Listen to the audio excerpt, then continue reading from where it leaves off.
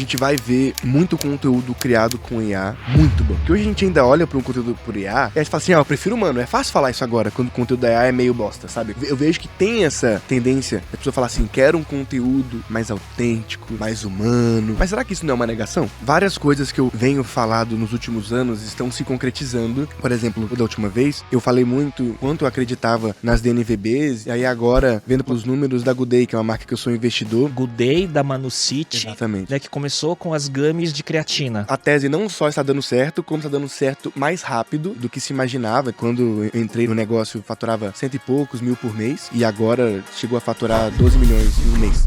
João Pedro Mota. Ele é empresário, marqueteiro, growth hacker, palestrante, creator. Já acabou aqui os dedos pra eu contar. João Pedro é o tipo de pessoa que você olha o currículo, dá aquela tristeza. Ai, meu Deus, eu tenho tanta coisa pra fazer ainda. Já pensou num cara que com 16 anos de idade já tinha recebido ofertas pra trabalhar no Google, Twitter, criador de conteúdos e Forbes Under 30. O YouTube nos Estados Unidos, ele superou a Netflix em tempo de uso na televisão. O americano hoje assiste no seu aparelho de televisão mais YouTube do que qualquer outra coisa. Esse reflexo de que a indústria do entretenimento não consegue criar quantidade suficiente de conteúdo para atender a demanda do que as pessoas querem consumir conteúdo. E o que rola muito com o uso da televisão crescendo muito é que, como tem o paradoxo da escolha, e escolher é muito difícil, você não quer clicar e escolher algo de 8 minutos, porque 8 minutos passa rápido, aí você tem que escolher outra coisa. As pessoas começaram a buscar ativamente conteúdos maiores. E daí a gente fala sobre desde MrBeast até aqueles caras. MrBeast é um cara muito fora da curva. Ele chegou num patamar que ele hoje, sendo um youtuber, ele já tem um gasto de produção maior do que qualquer programa de TV na história da televisão já teve. Como, tipo, Friends chegaram a gastar menos por episódio do que o MrBeast gasta em um vídeo. Aí você vê que esses caras do YouTube, eles estão se tornando as novas companhias do entretenimento. Não tem como a gente olhar pro MrBeast com o faturamento que ele faz, o gasto de produção que ele tem, a equipe que ele tem, já é equiparável a muitas produtoras de cinema, pô. Olá pessoal, esse é o episódio especial do Talks by Léo no MBX. Eu tô recebendo aqui o João Pedro Mota. João, terceira vez que a gente tá batendo um papo, obrigado por aceitar o convite. Eu que fico muito feliz. A gente sabe quando a gente é convidado a segunda vez é que gostaram do primeiro, agora a terceira, tô me sentindo honrado. E a terceira vez, porque pra mim, quando a gente fala nessa intersecção de empreendedorismo e negócios ligados a marketing digital, creators economy, tecnologia, pra mim você é um dos maiores especialistas do Brasil, né? E é sempre bom estar atualizando, porque a velocidade exponencial que as coisas estão acontecendo é muito grande nessa intersecção dessas disciplinas, né?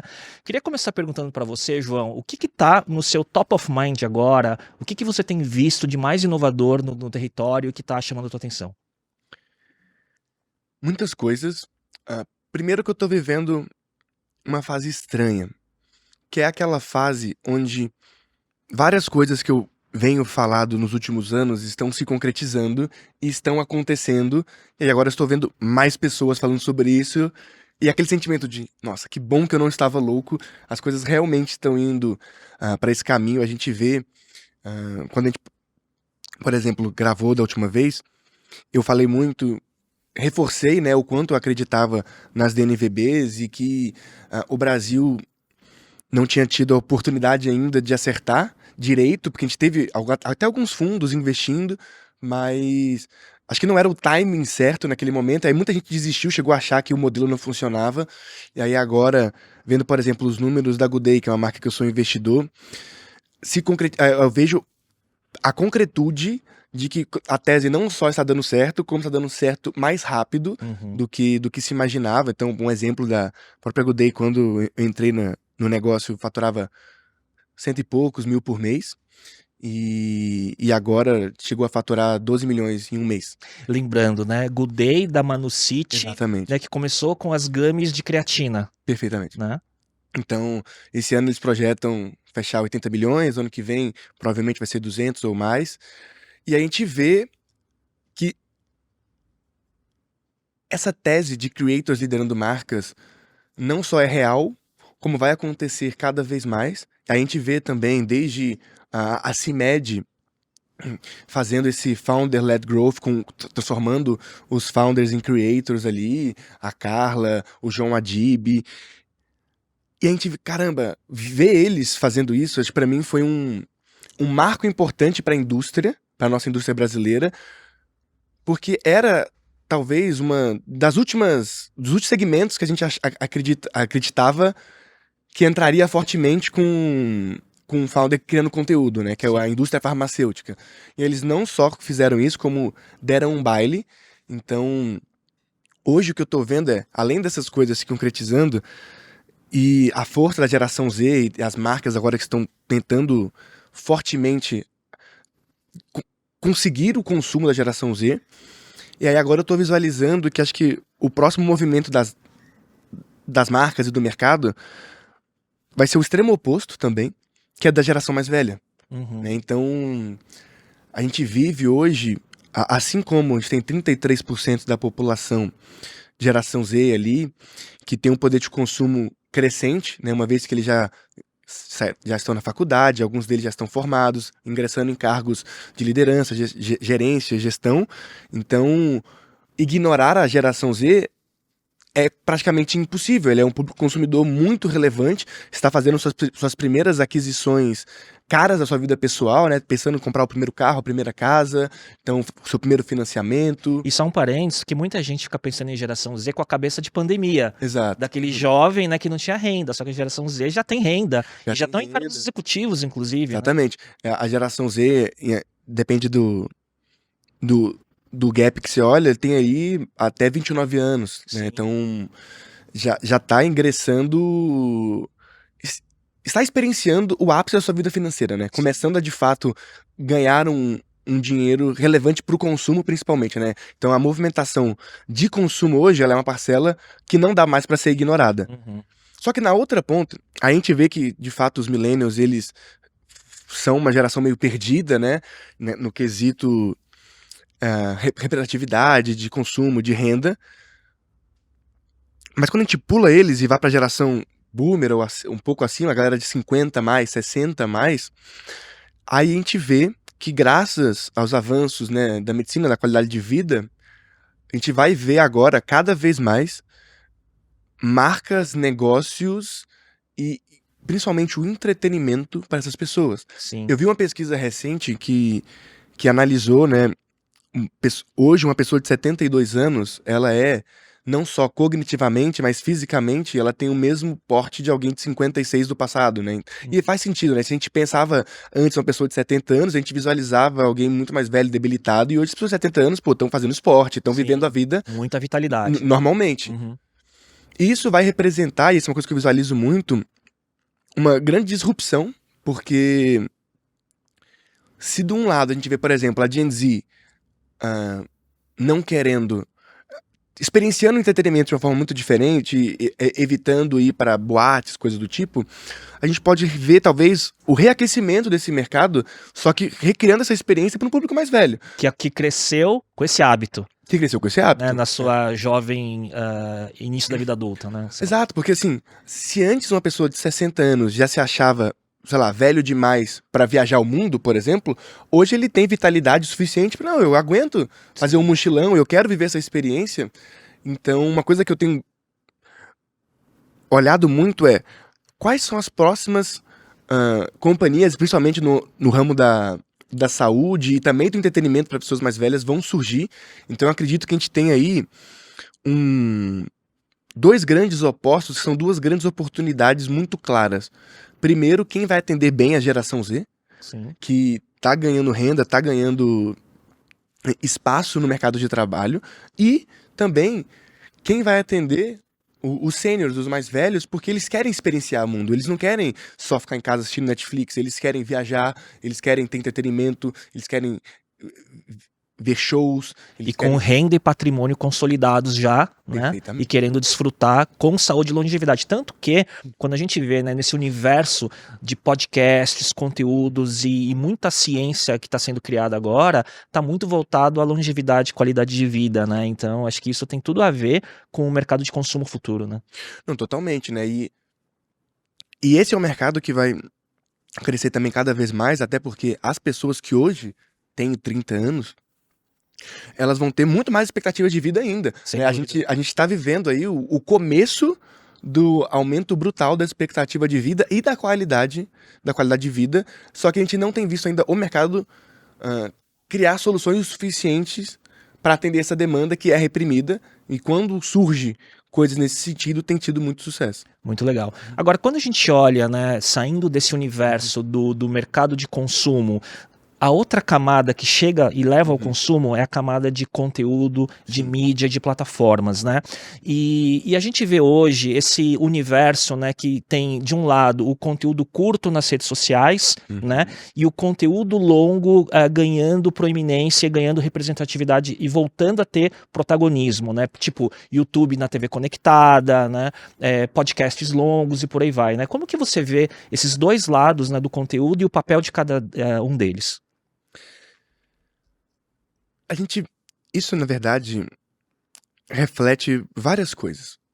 A primeira delas é sobre como a indústria do entretenimento não conseguiu se adaptar à necessidade de consumo e à disponibilidade de consumo das pessoas.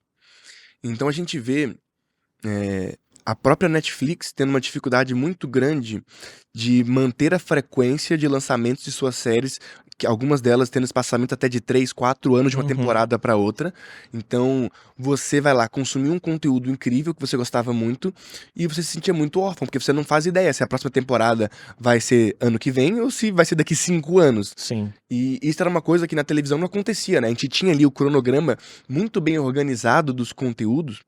Então, quando a gente vai, por exemplo, aos dados, 55% da audiência da TV aberta tem mais de 50 anos. Isso mostra algumas coisas, como, por exemplo, 45% deles já não estão mais assistindo TV aberta. Sim. E esse cara tá onde? Ele tá no Netflix, ele tá no Globoplay, ele tá assistindo a televisão conectada. O aparelho televisor, ele continua sendo muito relevante. Só que, tanto é que a gente olha, né, que o controle remoto não tem mais números, tem aplicativos. Tem lá o YouTube, Netflix, Amazon Prime. Só que esse cara, ele começou a assistir Netflix, se apaixonou pelas séries, e aí ele assistiu tudo que ele gostava e acabou. Quem ganhou muito espaço com isso? O YouTube. Porque o YouTube supriu essa demanda que o cara queria assistir um conteúdo, que é principalmente o que a gente chama de... é o conteúdo de companhia, sabe? Que é muitas vezes, você tá ainda no seu celular, você tá... é tipo um reality show, coisas do tipo, eu tô ali olhando... scrollando o feed, mas tem algo no fundo, ou tô limpando a casa, eu quero estar assistindo, ouvindo algo, tô prestando atenção, mas não 100% da minha atenção. E o YouTube conseguiu, com a sua variedade gigantesca de criadores, atender essa demanda, porque muitas vezes chega num ponto que a Netflix, o Globoplay, os outros serviços de streaming, você realmente esgota e aí chega num ponto que você fica gastando muito tempo tentando escolher o que você vai assistir. Sim. Aí você tenta firmar uma lista. O paradoxo da escolha, né? Paradoxo da escolha. E aí o YouTube, com o seu algoritmo construído de forma perfeita nos últimos 20 anos, ali de recomendação, entendendo o watch time, chega num ponto que você assistindo 2, 3 conteúdos na sua televisão do YouTube, ele já identifica perfeitamente o seu gosto, e aí você consegue simplesmente assistir um conteúdo de 40, 50 minutos, e aí o YouTube realmente tá ocupando esse espaço a um ponto de que nos Estados Unidos ele superou a Netflix em tempo de uso na televisão. Sim. Né? O americano hoje assiste no seu aparelho de televisão mais YouTube do que qualquer outra coisa. Muito nesse reflexo de que a indústria do entretenimento não consegue criar a quantidade suficiente de conteúdo para atender a demanda de que as pessoas querem consumir conteúdo. E aí a gente vê, né, esse reflexo, respondi muito longo, mas aqui é um assunto complexo, né, de que ao mesmo tempo que numa ponta eu tenho conteúdo curto muito alto, em alta expansão, eu também tenho o conteúdo longo, porque eles são conteúdos de momentos 100% diferentes. Sim. Né? O conteúdo curto, principalmente você consumindo no mobile, no celular, né, fazendo scroll no seu feed e com um tempo de retenção menor, e o conteúdo longo complementando num outro momento do seu dia, da tua jornada, né, com esses conteúdos mais longos, né? Sim, então imagina que o conteúdo curto, ele é um sugador de atenção. O que isso significa? Isso significa que você não escolhe assisti-lo. Você, por um acaso, o assiste.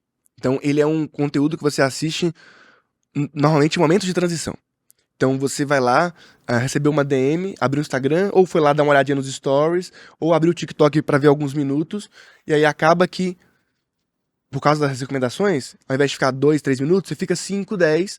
Só que você tá em um intervalo entre uma atividade e outra, né? Dificilmente a sua atividade primária é vou abrir o Instagram e ficar 1 hora assistindo o Reel. Você não tem essa... Sim, Intencionalmente você não faz isso. Por mais que às vezes ele te sugue, você nem percebe e você fica 1 hora. exato. Mas então você faz isso várias vezes. Então ele é um conteúdo de muitas sessões, como você mesmo falou, com baixo time spend em cada uma. Então normalmente você vai abrir ali o seu Instagram umas 50, 100 vezes no dia. Porque às vezes você abre ele por 20, 30 segundos. Força do hábito. Você assim, tô sem nada pra fazer, tô no Uber, abro aqui o Instagram, fico 2, 3 minutos e volto. Já o conteúdo longo, não. O conteúdo longo é o conteúdo que você escolhe assistir. Então eu quero ter aquele momento. Então eu quero sentar e assistir uma série. Eu quero sentar de noite no meu sofá e eu quero ficar, tipo, eu estou já me proponho antes a me dedicar 40 minutos, 1 hora. Então você escolhe, tipo assim, se eu tenho 2 horas, eu quero ver um filme. Não tenho tanto, eu quero ver um episódio de uma série. Então você intencionalmente escolhe aquele conteúdo. Ele é diferente daquele conteúdo De descoberta. de feed que ele vai até você. Sim. Não, e eu vejo muito isso, né? Uma coisa é a descoberta, então você tá lá rolando o feed e o algoritmo tá te entregando, versus mesmo no YouTube, se for um conteúdo curto, eu tenho que decidir clicar pra assistir aquele vídeo, né? Ele recomenda, mas eu tenho que ver lá aquela thumb e aquele título e falar, puxa, eu quero ver esse conteúdo nesses 8, 10 minutos ou 1 hora, né? Exato. E aí, o que rola muito com o uso da televisão crescendo muito, que já é o device onde as pessoas mais assistem YouTube, é que você não quer... Como tem o paradoxo da escolha, e escolher é muito difícil, você não quer clicar e escolher algo de 8 minutos, porque 8 minutos passa rápido, aí você tem que escolher outra coisa. Sim. Então, muitas vezes, você instintivamente, quem é usuário assíduo do YouTube vai se identificar muito. Ah, esse vídeo aqui, putz, ele só tem 8 minutos. Vou ver depois, eu quero escolher um de 30, porque eu já assisto um conteúdo inteiro, né? Porque senão eu vou ter que escolher 3 conteúdos, Sim. sabe? Porque escolhi um, gostei muito, e agora? Qual vai ser o próximo? Sim. Então, as pessoas começaram a buscar ativamente conteúdos maiores. Quero ver um vídeo de 20 mais, quero ver um vídeo de 30 mais, alguns até de 40 mais, 50 mais minutos. Aí a gente vê, por exemplo, aqueles caras são episódios de 1 hora. Exato. Né? E várias tendências que surgem quando a gente fala de YouTube, porque, onde eu quero chegar. Se o YouTube ele já está crescendo, né, na participação do uso e consumo na TV conectada, a gente vê que no YouTube a gente vai muitas vezes consumir o conteúdo de um creator, Exatamente. né, de um youtuber, né, e não necessariamente de uma empresa de mídia tradicional, né? E daí a gente fala sobre desde MrBeast até aqueles caras, ou até o 1 contra 30 lá do canal. Como é que chama mesmo o canal? Tem alguns, né? O que fez lá o do Thales e o Sim. do Guto foi o Focus, acho que era. Isso. Então, e aí tem tudo isso, né? Como que você vê o papel do youtuber versus o creator normal das redes sociais? Porque é diferente, né? O youtuber, ele é muito mais um showrunner do que qualquer coisa, né? Então ele faz o papel ao invés dele ser tipo um apresentador, ou um ator, ou um personagem, ele é literalmente, né, o que a televisão americana chama de showrunner, que é difícil até descrever, porque a gente não tem muito na TV brasileira, aqui a gente tem mais o autor da novela, mas ele não é bem o showrunner. Sim. O showrunner, ele é tipo o dono do programa de forma executiva. Ele é Estrategista, né? Ele cria estratégia, então a gente tem, sei lá, uma Shonda Rhimes, é uma grande showrunner que faz lá, tipo, Grey's Anatomy e várias outras séries.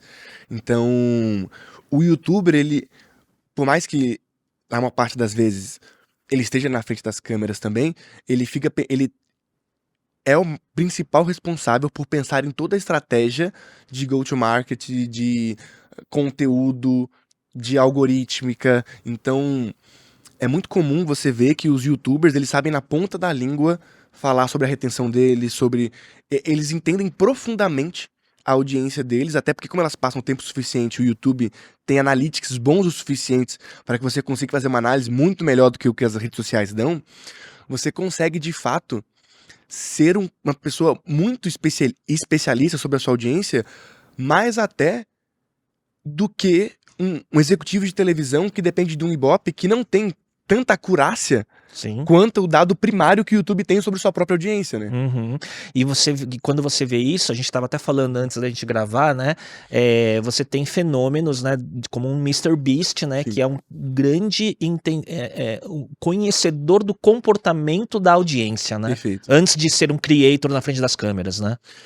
Não, e é incrível, né? Você vê que ele fala, ele pensa, ele age como um executivo de televisão, né? É que o MrBeast é um cara muito fora da curva, porque ele chegou num patamar que ele hoje, sendo um youtuber, ele já tem um gasto de produção maior do que qualquer programa de TV na história da televisão já teve. Uhum. Ele chega a gastar 3, 4 milhões de dólares num vídeo comum do canal dele, assim. De 20 minutos. De 20 minutos. Isso é uma coisa que nenhum programa de televisão tem. Às vezes a gente olha, assim, grandes séries como, tipo, Friends chegaram a gastar menos por episódio Sim. do que o MrBeast gasta em um vídeo. Sim. E ele tem lá, ele chega a gravar com 500 câmeras em um vídeo.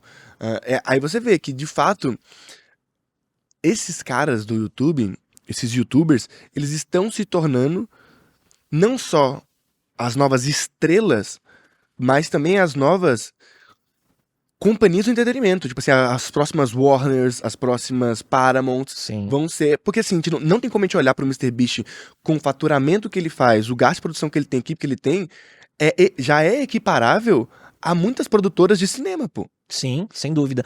E aí a gente vê de um lado, né, os grandes youtubers, esses grandes criadores de conteúdo, né, mudando todo esse panorama de como a gente consome mídia e se conecta, né?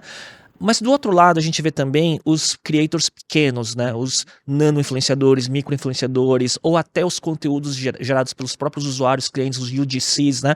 Onde que eu quero chegar? Quando a gente eu tenho uma agência de publicidade, então quando a gente está trabalhando com marcas, a gente vê que as marcas estão buscando cada vez menos os grandes nomes de influenciadores como embaixadores de marca e pulverizando em influenciadores menores que têm mais conexão e engajamento com o público final, né? Por quê? Por conta da autenticidade, por conta das microcomunidades criadas, né? Como que você vê esse universo das marcas trabalhando com os influenciadores menores e quais são as oportunidades e desafios? Acho que tem vários pontos aí. Primeiro que as marcas hoje, eu tenho o sentimento, assim, de que muitas delas foram buscar os menores porque elas não conseguem pagar tanto os maiores mais. Isso é muito louco você pensar, porque o próprio... Vou dar um exemplo do MrBeast, mas... ele cobra mais caro numa inserção dele do que um anúncio no Super Bowl. Aí as pessoas falam, nossa, mas é um absurdo, mas um vídeo dele tem mais audiência que o Super Bowl. Então... não é tão absurdo assim.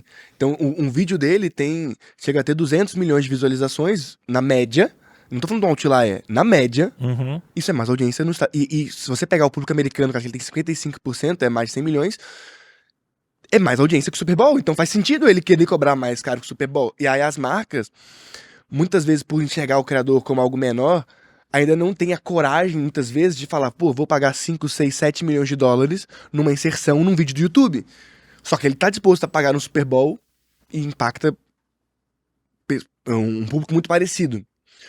E aí chega num ponto que entendendo também que os maiores começaram a subir um pouco os seus preços, se valorizando, entendendo, caramba, olha o meu tamanho. Uhum. E aí você vê também como uma Virgínia da vida, que ela fala, não, eu lancei uma marca e a minha marca fatura 750 milhões de reais por ano. Marca, você quer me pagar 200 mil reais por um story? Desculpa, eu valho mais. E de fato ela vale. Você não pediria uma inserção no Domingão do Faustão, no auge, por 200 mil reais. Sim. E a Virgínia impacta tantas pessoas quanto. E aí eles começaram a entender, e acho que falta um pouco, no geral, coragem para as marcas, porque é muito comum você encontrar 10, 15 anos atrás uma marca que investe 80% do seu orçamento em televisão. Sim. Era o mais comum, inclusive. Era o padrão das grandes marcas. Era o padrão. Então, beleza, vamos pegar ali, tipo, uma Casas Bahia investia R$1 bilhão por ano em mídia, que se a gente for corrigir hoje é tipo uns 6 bilhões. Uhum. E desse dinheiro, talvez, lá, uns 800 milhões era em televisão. Uhum. Era um valor muito considerável. Hoje, a gente não vê ninguém fazendo isso com creators. O que eu acho uma burrice. Porque, pra você ter o mesmo alcance e frequência, a única forma seria essa. Mas aí a marca investe lá seus 20 milhões e acha que que tá feito. Só que eles não entendem que para alcançar em nível de frequência o que a Globo te entregava nessas inserções, este é o canal. E aí vem num ponto que as marcas têm muita dificuldade, acho que uma das poucas que conseguiu romper isso foi a própria Insider, que é de entender que eu preciso ter um relacionamento de longo prazo com os criadores. Aí, ao invés de eu fazer uma inserção, eu vou criar um plano de te usar a tempo suficiente para que as pessoas linkem sua imagem a mim. Sim. Aí a gente pega, por exemplo, um flow. É muito difícil você pensar em flow e não pensar em Insider. Uhum. Se um dia a gente vê o Flow fazer uma marca concorrente, eu tenho certeza que a audiência vai falar assim, será que aconteceu alguma coisa? Será que eles romperam com a Insider? É um relacionamento tão... Tão simbiótico, né? Exatamente. Então, primeiro, acho que tem esse ponto. E aí, o segundo, entendendo que eles não estão conseguindo tirar muito ROI nos criadores grandes, e muitos disso acho que é culpa deles não ajustarem o modelo, eles viram nos pequenos creators uma oportunidade agora de escalar. Uhum. Algo que antes não era tão possível. Eu te falo isso porque eu fui da BR Media por muitos anos e uma dificuldade muito grande de se fazer micro-influenciadores era a operacionalização hora-homem disso. Sim. Então, porque beleza, Porque precisa de escala. de hora-homem, Sim. somente, né? Porque assim, parece óbvio pra todo mundo que uma pessoa que tem 5 mil seguidores provavelmente tem mais proximidade do que alguém que tenha seus 50 milhões. Isso é óbvio. Só que 5 mil pessoas, o cara vai ter um alcance do quê? Talvez, como ele tem um alcance melhor, talvez ele vai ter 1000 visualizações no Stories. Uhum. 1000 é muito pouco, eu preciso de, tipo assim, De 100 desses, de né? 100 desses. E ainda assim seria pouco. Uhum. Comparado ao que, tipo assim, o Stories da Virgínia daria mais, entende? Sim. Só que, por mais que seja teoricamente mais barato eu contratar 1000 desses caras ou 100 desses caras, eu teria que... Olha quantos e-mails, notas fiscais, etc. eu teria que ter pra poder fazer isso. Aí eu sinto que hoje, a gente, graças à tecnologia, a gente rompeu um pouco isso, que permitiu Sim. que as grandes marcas que têm mais orçamento também usufruírem desse canal. Porque aí ele consegue... A gente vê, por exemplo, uma Brand Lovers tá fazendo um ótimo Exato. trabalho Através de plataforma. através de plataforma, analisando o vídeo por IA, porque essa era a maior treta. Principalmente uma marca como uma Coca-Cola da vida, ela quer garantir que, que o conteúdo esteja no guidance da marca. Sim. Só que como eu vou ver 100 conteúdos, e aí eu vou lá e eu não aprovo, eu vou lá e mando a refação, aí vai de novo, Sim. aí às vezes 2, 3 refações é comum. Nisso, qual o tempo hábil, qual equipe, e o mais comum é que times internos de marketing de marca sejam muito enxutos. Sim. Então, operacionalizar isso acabava não valendo a pena. Assim, por mais que desse mais ROI, não é um ROI que vale a pena eu pegar o meu time e pegar 5 pessoas do meu time e falar, vamos fazer micro-influenciadores. Aí agora, como eu disse, tecnologia, IA, graças a Deus, Sim. permitiu com que eles conseguissem fazer essas estratégias mais frequentemente e acaba conseguindo, em um certo nível, ter mais frequência, até porque eu tenho o mesmo conteúdo com milhares de pessoas, então a chance de uma pessoa ver 2 vezes aumenta Sim. drasticamente, até porque a gente tá vendo, assim, hoje é comum pra quem da audiência talvez não saiba, uma marca ativar 1000 influenciadores. Uhum. E isso era literalmente impossível pela forma de operacionalizar. Sim. Mas eu acho que muito disso, por mais que seja um caminho interessante, acho que ainda é uma muleta das marcas, você entende? Por não conseguirem se debruçar de verdade numa estratégia de longo prazo. Porque o jeito que eles usam esses micro-influenciadores, que eu acredito muito em micro-influenciadores, mas eu acho que o jeito que as marcas usam é o jeito mais porco possível, é o jeito mais do... Gente, o meu briefing é esse, grave o vídeo assim. Eles estão ignorando... É um merchan tradicional. Exatamente, estão ignorando o principal asset desses criadores e muitas vezes eles não tancam, digamos assim, né, a relação de longo prazo que seria Muito bom. muito interessante. Muito boa essa ótica. Agora, quando você fala, né, de essa solução, né, desse momento, do uso dos influenciadores, passa muito por tecnologia, né, para usar até os micro-influenciadores e nanos, como até de forma programática, né, tanto olhando o conteúdo, como automatizando workflows e tudo mais. a gente chega num outro tema que é fundamental e transversal a tudo, que é IA, né? Que é a inteligência artificial, tanto na criação e produção de conteúdo, como na mudança de como times de marketing trabalham, né? E recentemente eu sei que você falou sobre isso até no Roy Hunters, né? Uhum. Como que você vê esses dois universos, né? A gente pode até começar por o IA mudando os times de marketing e a forma como trabalham. Sinceramente, eu vejo uma mudança muito pequena no geral. Assim, olhando a nível indústria, eu vejo que, infelizmente, o nosso mercado tem usado muito porcamente a IA. É claro que a gente tem outliers. Tipo assim, uma própria Brand Lovers está usando isso de uma forma incrível. Até eu visitei recentemente o escritório deles, não sou nem patrocinado nem nada, mas assim, é uma construção de tecnologia robusta, tendo um resultado incrível de análise de vídeo. Você vê que eles estão desenvolvendo de fato tecnologia em cima da IA. A própria V4 tem usado de formas muito interessantes também, mas eu sinto que são exceções. A maior parte das pessoas está superficialmente só usando o ChatGPT e soltando alguns prompts. O que, obviamente, é melhor que nada, mas eu sinto que as pessoas têm muita dificuldade de se provocar para disrupção, né? De como usar a IA, porque eu acho que o próprio nível de consciência das pessoas sobre a IA é muito baixo, e quando você não tem um time técnico de tecnologia junto com você, fica muito fraco o uso, porque ele fica muito individual. Uhum. E eu sinto que a IA, ela tem um poder muito maior quando ela tá no nível até te essa palavra, Organizacional. Exatamente. Não vou nem tentar falar que vai dar um trava-língua aqui, mas que aí a gente vê, por exemplo, o próprio G4, né, tava vendo, eles viram que quando eles criaram os agentes, incluíram no fluxo das pessoas, a adoção foi pra, tipo, 90 e tantos %, porque eu identifiquei algo que você já fazia, criei um fluxo melhor e coloquei num canal que você já usa. Que eles, no caso deles, eles usam, tipo, o Slack, então eles colocaram todas as IAs no Slack. E aí, tipo, zero fricção. Funciona, mas alguém pensou isso. Você Sim. entende? Então, alguém da organização pensou. Não que eu acho que a pessoa tenha que ter uma área de IA, também acho que isso é burro.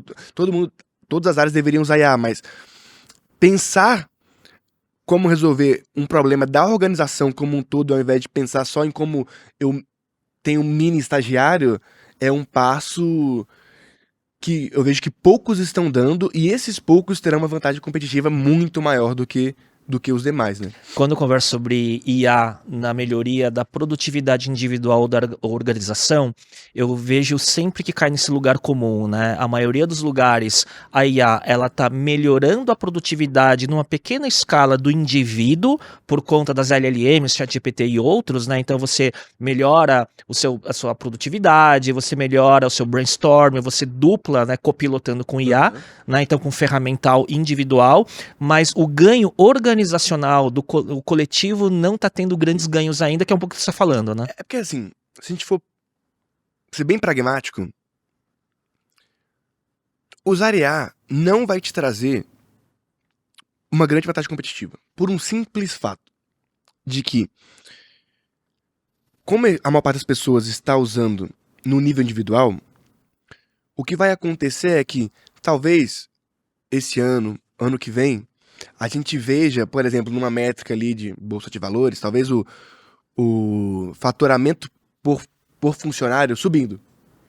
Mas logo vai se estabilizar porque todo mundo está fazendo isso. Sim, Então, vira commodity. Vira commodity. Assim como eu penso, qual que é o ganho que eu tenho de performance pela energia elétrica?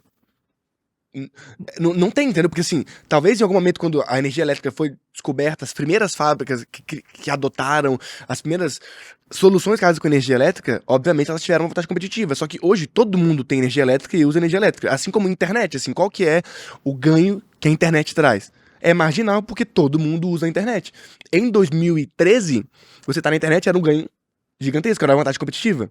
Só que como a adoção de IA tá sendo muito rápida no ambiente individual, o que vai acontecer é que a gente vai ver um platô disso, né? A gente não vai ter grandes evoluções porque todo mundo tá usando. Assim como... Vou tentar organizar esse pensamento. Eu vejo muita gente falando assim, por exemplo, nossa, agora eu crio no Lovable, que é uma IA, uma landing page que antes custava 10 mil reais em 5 minutos, Sem saber codar. sem saber codar. O que ele não percebe é que na prática é que hoje não vale mais 10 mil reais uma landing page. Você entendeu? Porque é que muita gente vende isso como, olha, eu consigo entregar serviços de 10 mil reais em 5 minutos. Não consegue, porque a partir do momento que você consegue fazer isso, todo mundo também consegue fazer isso, obviamente o preço por landing page vai cair. Porque ninguém é burro, entendeu? Sim. O cara vai conseguir também, até porque os prompts, a IA ela é feita para, principalmente um chat GPT da vida, um Lovable da vida, ele é feito para ser fácil e intuitivo para o usuário. Né? Então, cada vez mais a gente vê que tipo assim, um engenheiro de prompt é menos necessário porque é do interesse de todas as companhias que o usuário comum consiga usar e ter. Não faz sentido nenhum você ter que precisar fazer um super curso para poder aprender o ChatGPT. Não é isso que a OpenAI quer. Ela quer conseguir te entregar na melhor qualidade possível para o usuário comum. Então, o que a gente está vendo é que a maior parte das pessoas que divulgam, a IA tá me dando tais ganhos. Não tá, porque essas coisas que a IA fez, elas já se tornaram commodity. Você talvez só não tenha percebido ainda. Sim, e muita coisa, né? E aí eu acho que tem um impacto, né? Muitos tipos de serviços que antes eram percebidos como de valor agregado, porque para fazer uma landing page você precisava de um desenvolvedor, ou você usaria uma plataforma que faria uma landing page a partir de template, mas você teria que saber pilotar aquilo. Hoje você precisa de menos conhecimento ainda, é mais rápido, é mais barato, né? Acho que essa tendência é o que vai acontecer com muita coisa quando a gente fala do universo de software, né? Porque eu vi até alguns especialistas falando sobre o futuro de plataformas de SaaS, de Software as a Service, né? Se cada vez mais está fácil você criar seu próprio software 100% customizado e personalizado para você, alguns tipos de SaaS podem ter uma longevidade menor, né? Como negócio, né? Totalmente, né? Principalmente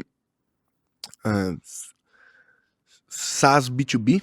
Acho que eles estão sofrendo muito porque eu tenho visto várias organizações criando soluções in-house num Lovable da vida funcionando. Porque aí muita gente fala, não, mas isso daí é extremamente, sei lá, inseguro, coisa do tipo. Sim.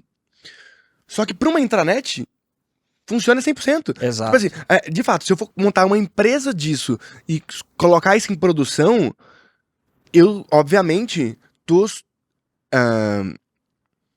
assim, o rei está nu, né? Obviamente eu tenho várias ali possíveis falhas que podem me prejudicar e eu posso ser hackeado, como a gente vê vários desses casos assim. Sim.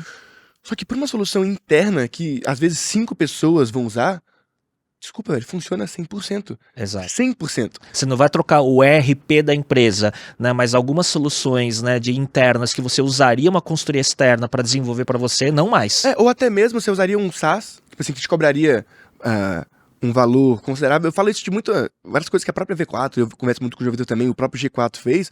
Assim, tinham softwares que custavam, sei lá, 100, 200 mil por ano, que uma parte dos colaboradores usava, mas cobravam por usuário, coisa do tipo, e uma solução interna desenvolvida funcionou 100%, e é o tipo de coisa que, assim, eu não preciso ter o máximo de segurança naquilo, eu nunca vou pôr em produção, porque eu dou muito esse salto, porque muita gente no início falava assim, não, que as pessoas vão criar esses micro SaaS assim e vão vender para as pessoas.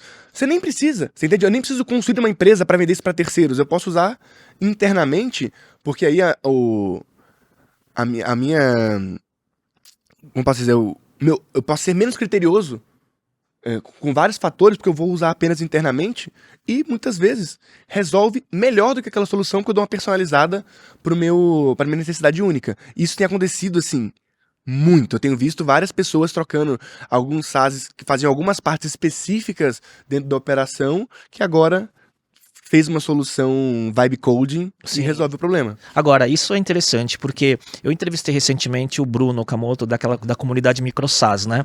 Eu acho que até o modelo de você pensar do empreendedor de MicroSaaS fica sob cheque, né? Porque se todo mundo, que mesmo sem saber codar, né, pode gerar um produto que resolva um problema a partir de um prompt, vamos dizer assim, né? Algumas soluções de MicroSaaS que teriam esse objetivo cobrando do usuário ficam sob cheque também, você não acha? Ficam, mas aí depende Eu vejo que os micro SaaS, eles estão, os que vão ser bem-sucedidos, né? Eles acho que eles vão estar numa seara em que é mais rápido eu pagar do que eu pensar muito a respeito. Uhum. Então, num nível de pricing do tipo, cara, custa $20 e é one time, melhor eu pagar. Beleza, a IA poderia me desenvolver isso, mas eu gastaria talvez horas para poder fazer isso bem feito, Pelo menos hoje, né? Na tecnologia de hoje. pelo menos hoje. Então, esse tipo de produto eu vejo com longevidade.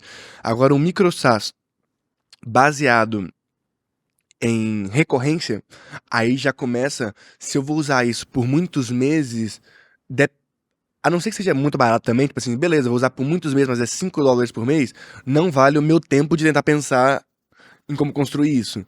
Mas se for já uma coisa, tipo, que é $100 e poucos, e aí eu vou ter vários usuários, vou usar por anos, aí acho que a pessoa já começa a ver um Sim. custo de oportunidade de talvez desenvolver internamente com IA. Mas eu ainda acho que existe esse mercado das coisas pontuais, das coisas de um valor. Vou dar um exemplo. Tem tipo, uma plataforma que ela paga tweets, entendeu? Você vai lá e paga tipo $20 e ela paga seus tweets.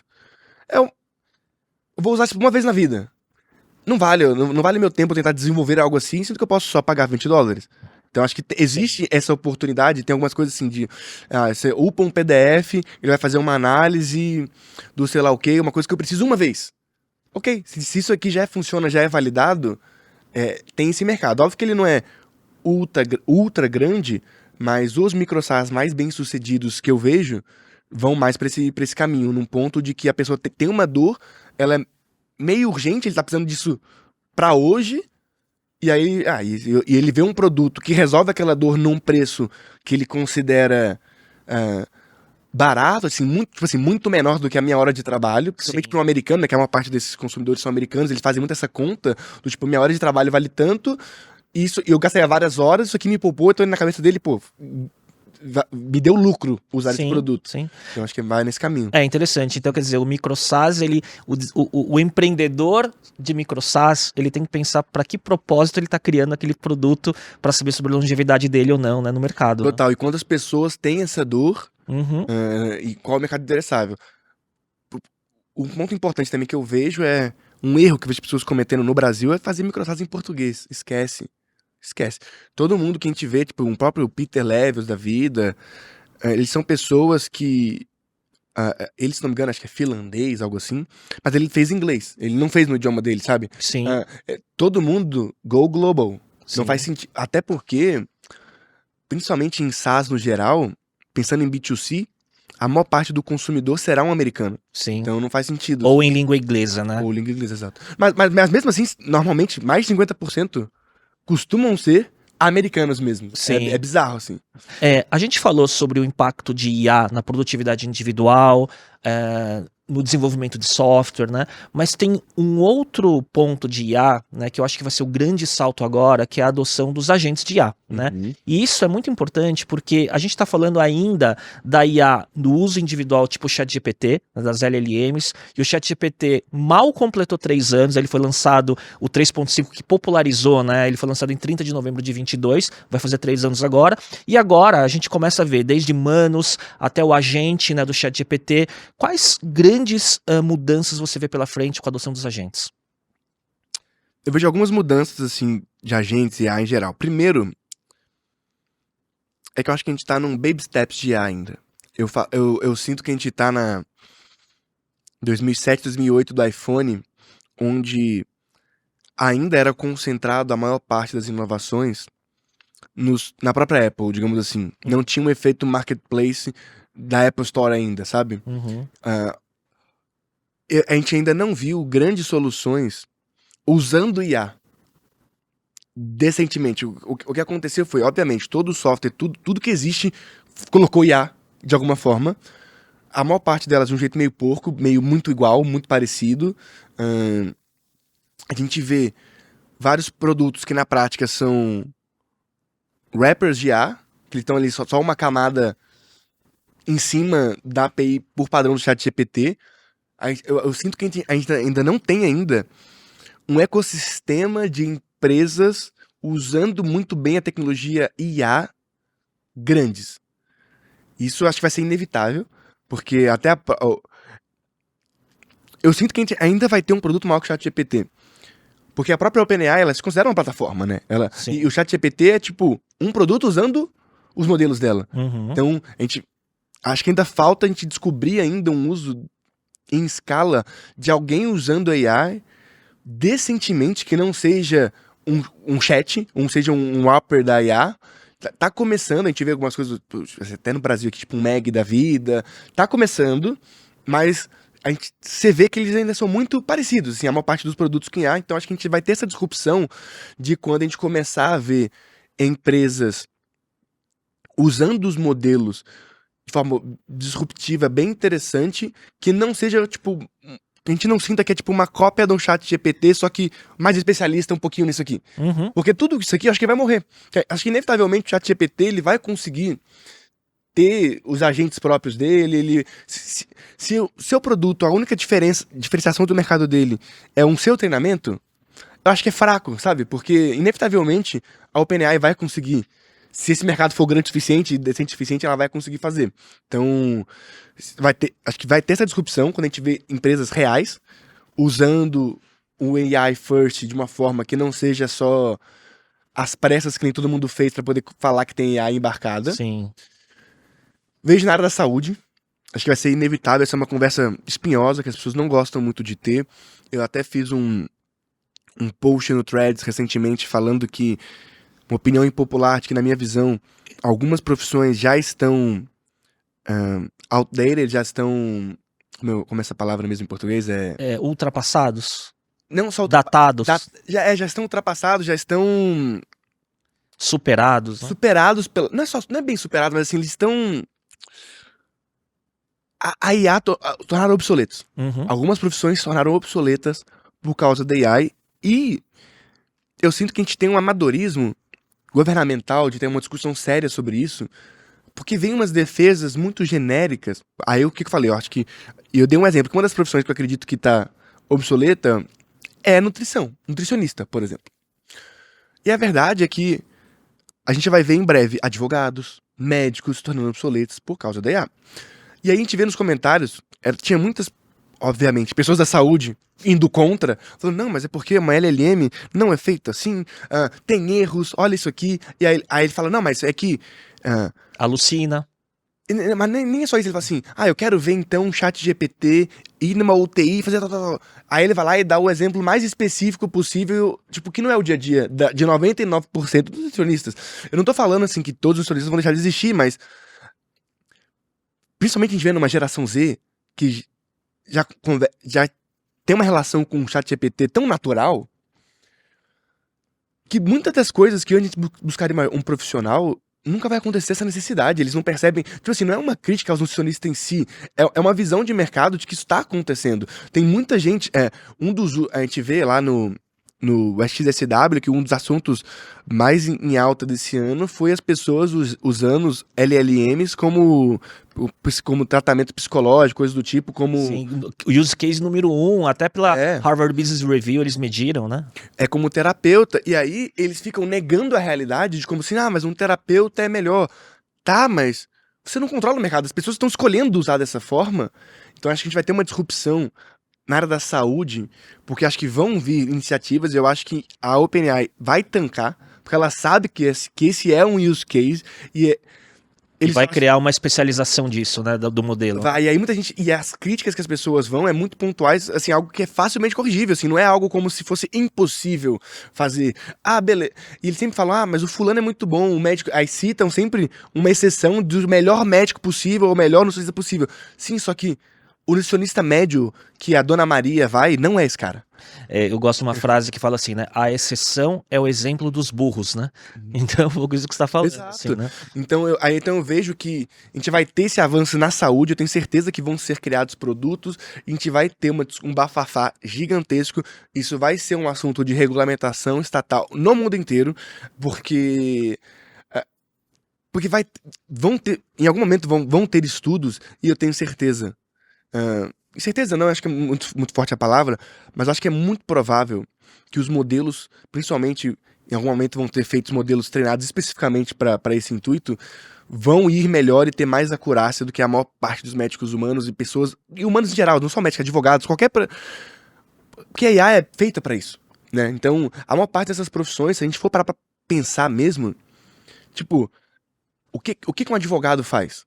Um advogado, ele lê as leis, interpreta as leis ele cria um banco de dados mental de jurisprudências. O que um médico faz? Ele leu muito sobre sintomas, doenças e fármacos. Na maior parte do tempo, ele está fazendo uma análise. Gente, a gente está definindo coisas que o computador faz. O computador é feito para isso, né? Um médico, ele fica lá 12 anos estudando que existem X doenças, essas doenças têm esses sintomas, e esses sintomas são curados, digamos assim, com esses fármacos. E ele tenta fazer essa correlação, e aí, quando ele tem dúvidas, ele faz o quê? Ele pede exames e lê exames. Gente, computadores fazem isso. É óbvio que vai ter o bambambam, o cara muito pica, que ele desenvolveu técnicas novas, ou ele é um grande cirurgião, só que as pessoas não veem que isso é a minoria do dia a dia da maior parte dos médicos, da maior parte dos advogados, da maior parte dos profissionais, e mesmo que eles continuem existindo, assim, como advogados, sim, vai ter um cara que vai lá no juiz. Só que se antes o escritório tinha 50 estagiários, ou 50 advogados que ajudavam a sustentar as teses, hoje talvez vai ter 3, sabe? E aí vai ter só os melhores de oratória sustentando para o juiz. Acho que eles vão ter essas disrupções do mercado muito fortes, e nós estamos falhando de ter discussões sérias, porque isso vai acontecer. Eu acho que existe ainda, nesse início da curva de adoção de IA, que é muito inicial ainda, existe muito negacionismo, né? Como toda nova tecnologia disruptiva acontece, por isso que eu acho que esse momento vai chegar, e eu acho que no médio e longo prazo vai haver um pareto aí disso aí, né? De 80% das coisas que são mais básicas, repetitivas, né? Analíticas, vão ser resolvidas por IA, e 20% das coisas mais especialistas ou mais autorais, né, vão ficar com papel humano. E aí eu queria chegar num ponto, né, que também está no universo de IA, que é o crescimento da quantidade de conteúdo gerado por IA, seja em vídeo, imagem, áudio, né?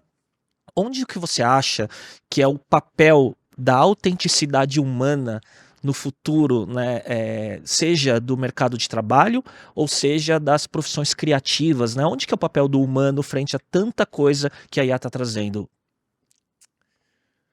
Cara, é doideira isso, né? Acho que toda grande tendência vem com uma tendência oposta tão forte quanto na outra ponta. Então, assim como eu acredito que, principalmente agora com os novos modelos de imagem e vídeo, que estão melhor, não tão perfeitos ainda, mas vão estar, acho que em um momento breve, a gente vai ver muito conteúdo criado com IA muito bom. É que hoje a gente ainda olha para um conteúdo por IA e a gente fala assim, eu prefiro humano. É fácil falar isso agora, quando o conteúdo da IA é meio bosta, sabe? Quando você ainda consegue dar uma perceber, quando você olha ali tem uns 5, 6 dedos, 5 dedos a mais, ou então a mão da pessoa é meio estranha. Ou é perfeito demais, né? Ou daquele vale da estranheza. Mas a gente ainda vai chegar no momento... É bizarro a gente parar pra pensar que por muitas semanas no Brasil, a música mais tocada era feita por IA. Que é aquela do Passo Bem Solto, sabe? Passo Bem Solto, banana. Foi um italiano que fez essa música e bombou no TikTok e foi top 1 no Brasil por várias semanas. E as pessoas só descobriram que era IA meses depois que ela tava no top 1, quando o cara falou que ele colocou que a voz era uma IA, tá ligado? Então, em alguns níveis, já está acontecendo de que é imperceptível. Então você acharia que era um artista real, um funkeiro, sei lá, coisa do tipo, criando aquele conteúdo. Não é. Aí a gente vê aquelas músicas lá também que pegaram os funks e colocaram ela num jazz anos 80, sabe? Então, que também estão nos tops mais ouvidos do Brasil e são feitas com IA. Então, a parte de voz, a gente já vê que tá num nível praticamente imperceptível. Imagem ainda não. Quando estiver, aí eu acho que essa discussão vai tomar um outro tom. Porque a gente vai começar a ver nas trends, os conteúdos mais vistos, conteúdos feitos inteiros por IA, que as pessoas só vão descobrir isso meses ou talvez anos depois. Então talvez a gente possa ver, até mesmo conteúdo infantil, por exemplo, animações. A gente vai ver ali animações feitas 100% por IA. Hoje não é possível, não fica bom. Ela não tem continuidade suficiente pra eu criar um personagem, consistência, episódios com algo com IA. Em algum momento vai ter. A gente tá- Todo mundo vai poder fazer sua própria Pixar. o seu próprio... Aquele lá da... Qual que é aquele desenho que bomba muito da Cartoon Network, que é mais pra adulto? Putz, eu não sei, Assim, tem vários, né? O Adventure, a Aventura... Audiência, alguém sabe aí? Hora da Aventura. Hora da Aventura. Hora da Aventura. Você vai poder... Assim, a gente vai ver em algum momento surgir esses conteúdos impecáveis. E aí vem o meu ponto. Aí eu não sei... Porque por mais que as pessoas falem hoje, que eu vejo que tem essa tendência da pessoa falar assim, quero um conteúdo mais autêntico, mais humano. A pessoa, ela até pode falar isso. E eu sinto que essa é uma tendência que tá criando, que é o lo-fi content, né, que a galera fala que é aquele conteúdo mais da pessoa sem edição nenhuma, olha pra câmera e fala. Sim, existe essa tendência, a gente visualiza, tem número hoje. Mas será que isso não é uma negação? Daquele ponto de que é o que eu queria querer? Você entende? Porque ao mesmo tempo que muita gente fala isso, ela também continua consumindo o outro conteúdo, porque ele é altamente palatável, ele é altamente algorítmico, então... Que vai gerar engajamento e vai reter tua atenção. E vai reter sua atenção, e muitas vezes ele é muito bem feito, né? Ele tem uma qualidade muito superior, porque ele é feito numa escala de conseguir testar tão grande, que vai chegar no ponto que você vai falar assim, por mais que você... Assim como muitas vezes a gente fala assim, não, eu prefiro... comprar do pequeno produtor, coisa do tipo. A gente fala, porque pô, às vezes a gente realmente acredita nisso, a gente gosta. A causa é nobre. A causa é nobre, a gente sabe, só que no dia a dia a gente acaba tomando escolhas que fica muito difícil dizer não, sabe? Tipo assim, por mais que, assim como, sei lá, ultraprocessados da vida, eu quero comer saudável, mas às vezes você vê um Mac e é muito difícil dizer não, sabe? Eu acho que eu sinto que quando a IA evoluir um pouco mais, por mais que esse discurso ele vá crescer também, vai ser aquele conteúdo que você vê escondido, porque ele vai estar no top 1 de tudo, e aí vai ter pessoas muito barulhentas indo contra, só que a gente vai ver os números desses tipos de conteúdo e vai assim, putz, será que tem tanta gente querendo autenticidade assim, sendo que a gente vê, sei lá, todos esses conteúdos aqui, as músicas, os vídeos, os vlogs, os influenciadores de IA crescendo tanto, acho que até esse tema vai morrer.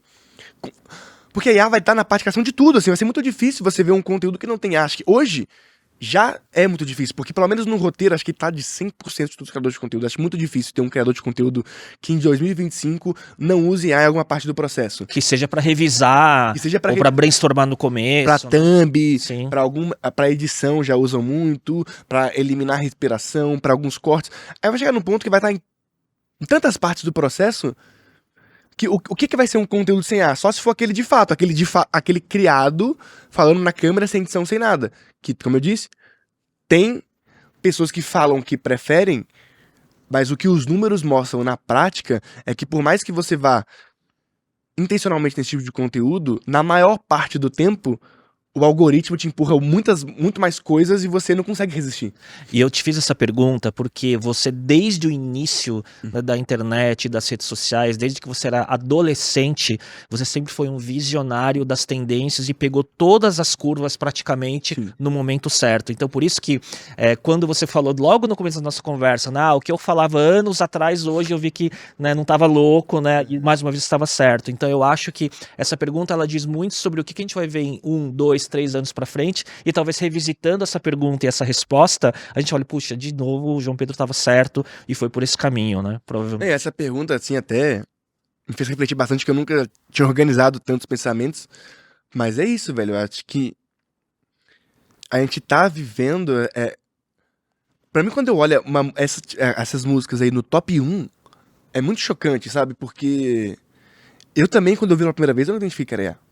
Isso vai ser cada vez o comum, né? Acho que vai ter, inclusive, a leva do outro lado, tipo assim, fala assim, gente, eu juro que eu não sou IA, sabe? Vai ter Sim. esse conteúdo do... Eu acho que vai ter esse lugar no Vai mercado ter. do autêntico humano, né? Eu quero consumir um conteúdo 100% autêntico humano, vai ter esse nicho ou essa representatividade e os 80% restante provavelmente vai por esse caminho, Exatamente, é o que eu né? acredito também. Conteúdo em massa, hiper personalizado, feito por IA, né? Até porque a gente vê que a criação de conteúdo, por mais que a gente fale muito de autenticidade, etc., o que a gente tem visto de, mundialmente falando, principalmente no conteúdo longo, aí talvez a autenticidade fique mais, talvez no Instagram, que é meio até estranho falar isso, né, de autenticidade no Instagram, que é uma Sim. rede que, no geral, as pessoas não são tão autênticas assim.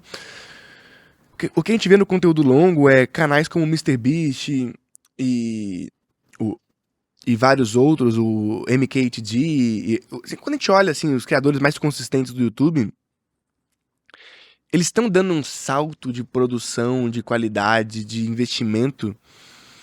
É que muitas vezes a pessoa pensa que a produção é só, tipo, usar um CGI, mas pensa assim, por exemplo, teve aquele youtuber, esqueci o nome dele agora, você pode pôr na edição ali a fotinha dele, que ele é um dos youtubers que mais cresce nos Estados Unidos hoje, ele fez 50 viagens, 50 dias, 50 Airbnbs pelo mundo, ele tá crescendo absurdamente, mas a galera não vê que existe um custo de produção gigantesco de você estar viajando por 50 dias. O custo de produção muitas vezes não é só tá com um vídeo com mais cara de cinema possível. Sim. Porque o próprio MrBeast, ele sempre se força a gravar com câmeras, tipo, ele grava com a G7X, ele grava com a ZV-10, ele grava com câmeras que tem uma aesthetic mais pessoal, Sim. mas ainda assim ele tem um time gigantesco de produção de talvez 70 pessoas atrás. Isso é legal falar, porque ele usa intencionalmente algumas câmeras para parecer levemente amador para gerar uma maior retenção e uma maior identificação da audiência. Né? Exato, só que isso não significa que ele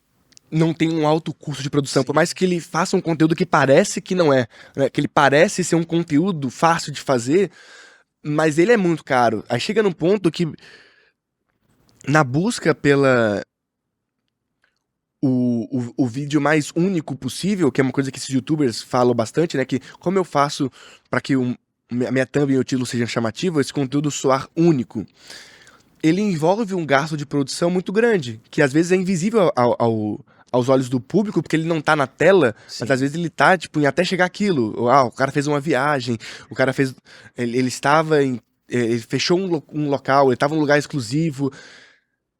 Vai criando uma barreira de entrada grande, que é a um ponto de que um criador de conteúdo, por mais que ele seja muito autêntico, muito carismático, fica difícil ele produzir um conteúdo tão interessante, porque o custo de produção não é mais zero, ele já é caro. Exato. Ele já tem uma equipe, já tem que ter editores, ele já tem que ter thumbmakers.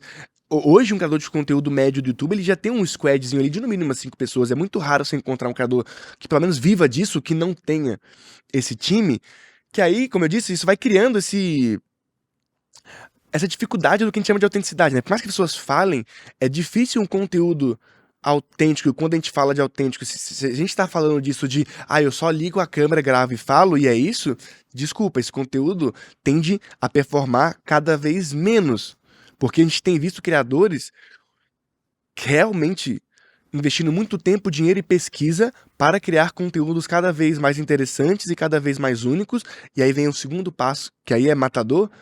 Eles estão hoje dublando esses conteúdos mundialmente. Então você vê o MrBeast hoje falando em português. Você Na vê... voz dele, né?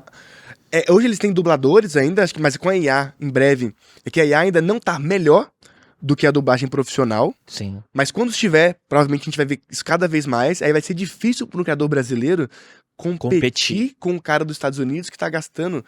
Cara, até um cara... É que o MrBeast é muito outlier, mas o cara tá gastando $10 mil no vídeo. É difícil você fazer um vídeo mais interessante sem esse poderio financeiro, né? João, eu sei que você ainda tem uma rotina de vários conteúdos, de palestras e tudo mais aqui no MBX. Para uma pergunta final, eu sou sempre curioso em saber o que você está consumindo de conteúdo, estudando, porque sempre que eu faço essa pergunta vem alguma dica que eu aprendo muito. Vou dar um exemplo. Na primeira vez que a gente gravou, você deu o exemplo do Colin e Samir, né, que são grandes youtubers que desconstroem o processo criativo de outros criadores de conteúdo, né, e é uma grande fonte até hoje para mim. O que você tem visto que tem chamado sua atenção? Cara, hoje tá. Eu tô numa fase de pesquisa, eu ainda não achei ainda o que eu vou estar consumindo com mais intencionalidade, mas o que que eu estou buscando, né? Eu tô sempre buscando tentar entender quais criadores a geração alfa tá consumindo. Eu falo isso porque ela tá sendo uma incógnita pra mim. Até porque a maior parte dessas pessoas da geração alfa, que é a galera, aí sim, adolescente hoje, A minha filha tem 15 anos, a geração alfa total. tem perfis privados, fechados, que não postam nada. É Exato. uma geração difícil de você tentar hackear, tipo assim, quem é o novo Resende dele? Será que ainda é o Resende? Ou até mesmo lá fora. Então eu tô tentando fazer uma imersão e tá sendo difícil, inclusive, recomendem aqui. Eu sempre fui aqui a pessoa que indicava os conteúdos, agora eu peço recomendações, porque eu sinto que a gente vai ter. A gente tem uma oportunidade aí de ter uma nova leva de criadores que ainda não surgiram. Porque as pessoas sempre falam, né? Ah, tá muito difícil criar conteúdo hoje, tá mar vermelho, porque tá tudo muito. Como é a palavra? Saturado, exatamente. Tá tudo muito saturado, mas a gente vê, pô, mas tem uma molecada agora com gostos tão diferentes que provavelmente. E uma coisa que é meio dura de falar, mas normalmente pessoas jovens gostam de ver conteúdo de outras pessoas jovens, então até o próprio MrBeast em algum momento já vai ser um conteúdo de alguém velho demais, e é meio duro, mas acontece, tanto é que a gente vê que a maior parte dos criadores de conteúdo que são gigantescos, eles eram adolescentes ou muito jovens adultos quando começaram, e aí vai carregando uma parte da audiência que vai envelhecendo com eles, vai crescendo. E vai tendo que mudar o seu tipo de conteúdo para acompanhar, né, esses novos momentos da vida para a audiência que tem, né? Exatamente. Então acho que a gente tá numa fase agora de que vai surgir um novo MrBeast, uma nova Virgínia, um novo tudo, né? Para essa geração alfa.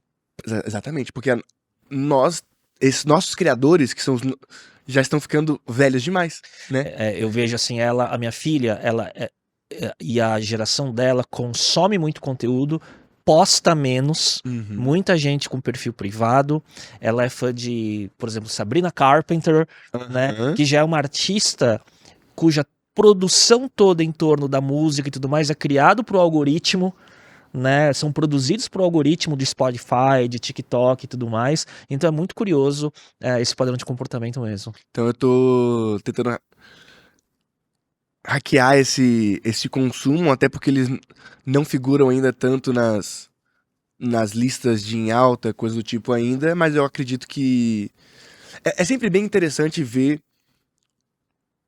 o novo surgir, porque o novo, ele normalmente é alguém que bebeu de muitas referências e criou de uma forma diferente, e aí é aí que a gente vê as renovações de formato, né?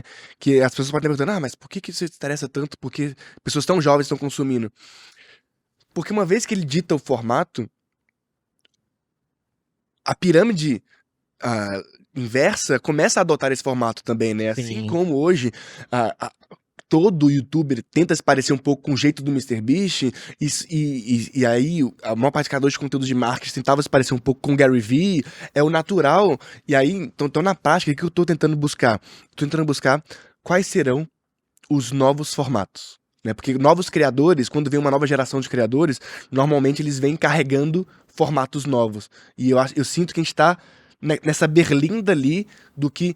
Sabe que a gente falou em off muito do timing? Sim. Eu acho que existe um timing perfeito agora para surgir novos criadores, até porque não só os criadores atuais estão ficando velhos, até bizarro falar velho, né? Parece até tipo um jogador de futebol com 30 e poucos anos, mas eles estão cansando. Porque muitos deles alcançaram muito sucesso financeiro, e aí eles começam a produzir em menos quantidade, com menos energia, eles querem fazer outras coisas da vida deles, né? Porque criar conteúdo é uma tarefa que consome muita energia. E eu lembro que, acho que talvez na primeira vez que eu vim aqui, eu falei sobre como a Virgínia era talvez a criadora brasileira mais constante.